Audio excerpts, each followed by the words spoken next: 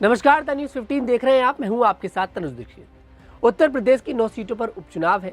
20 नवंबर को इन सीटों पर मतदान होगा और 23 नवंबर को परिणाम आएगा। ऐसे में इन सभी सीटों में एक सीट है जो हॉट सीट बनी हुई है। उस सीट का नाम है करहल विधानसभा।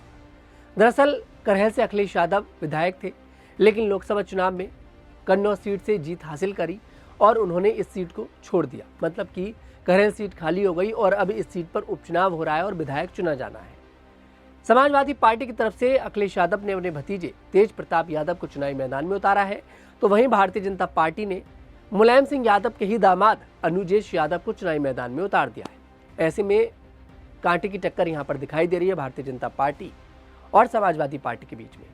वैसे तो देखिए, ये सीट समाजवादी पार्टी का गढ़ कही जाती है, लेकिन 2002 में भारतीय जनता पार्टी ने इस सीट को अपने पाले में ले लिया था और इस बार फिर से भारतीय जनता पार्टी फोकस में है इस सीट के कि कैसे न कैसे कर इस सीट को अपने पाले में लेना है।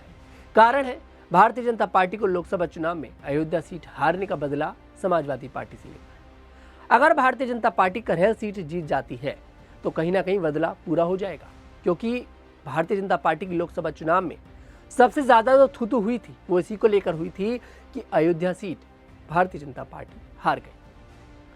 और गौर करने वाली बात यह है, अखिलेश यादव की पत्नी डिंपल यादव और मैनपुरी सीट से मौजूदा सांसद इस सीट पर कब्जा जमाकर बैठ गई हैं। मतलब कि जब से चुनावों का ऐलान हुआ है, तेज प्रताप यादव को अखिलेश यादव ने समाजवादी पार्टी ने टिकट दिया है, तब से डिंपल यादव इस सीट पर डेरा जमाकर बैठ गई हैं। चुनाव प्रचार जोरों शोरों से कर रही हैं। ऐसा कोई गांव नहीं छोड़ रही है जिस गांव में जाकर डिंपल यादव वोट न मांग रही हो। मतलब डिंपल यादव अपने भतीजे तेज प्रताप यादव के समर्थन में खुलकर सपोर्ट करती नजर आ रही हैं।